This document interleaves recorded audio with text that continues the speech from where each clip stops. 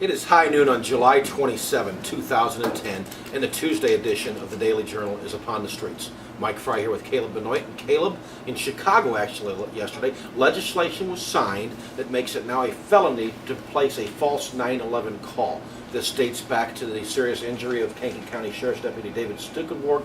Came about because of a false 9/11 call. Right. The legislation is sponsored by Lisa Dugan and Toy Hutchinson, local politicians. And important to remember, what seems like a prank at the time is actually something very serious, and now a pretty serious crime. You know, when I was a kid, prior to caller ID, you'd call the local corner grocery store and get them on the phone and say, do you have Prince Albert in a can? And they'd say, oh yes we do. And you say, you better let him out, he's going to suffocate. Right, now that's a harmless prank. That's not going to hurt anybody, okay? This kind of thing, don't be doing it. And if you do, you face a felony charge now. It's true. You can read about that legislation in today's edition of the Daily Journal.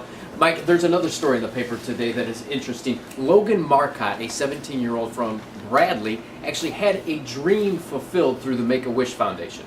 It's a neat thing. He's got a life-shortening disease, and so what they did was provided a playground area in his backyard where him and the whole family can enjoy. He's got two younger brothers, mom and dad. Just a nice story. I had about 5 years ago a situation where I dealt with a family on a similar story, and just like to see good things happen to good people. Yep, good story. Check that out in today's paper. In the meantime, let's check in with Tyler Yonke. He has the weather forecast. Tyler, take it away. Hey, this is Tyler Yonke with your Accuweather forecast for Tuesday. Today we'll have a high of 92 and a low of 73, mostly sunny, hot, and humid. Tomorrow a high of 90 and a low of 67, partly sunny aside from a few scattered storms. And Thursday a high of 87 and a low of 61, mostly sunny and less humid. This has been Tyler Yonke. Let's kick it back to the guys in the newsroom. Mike, we are back, and this is a big week in the world of local sports. On Thursday, the Chicago Bears players and coaches arrive here in Bourbonnais for their annual summer training camp.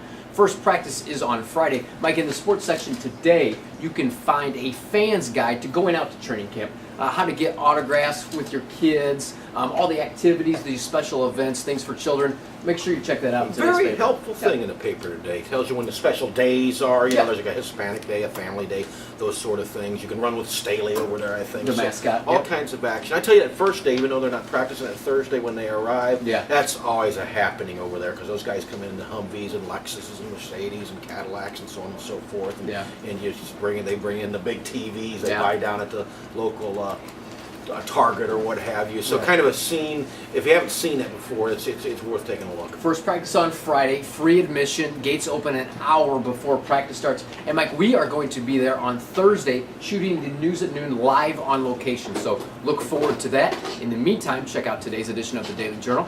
Pick it up on newsstands or subscribe by calling us at 815-937-3322. Till tomorrow, you stay classy. Look at that, man. That's a very nice skin too. Especially this time of year. How long do we have to wait? Until Mike stops talking. Oh, okay. Yeah. Okay. I'm coming back, Tyler. Yep. Michelle's putting heat on us here. Pressure's on.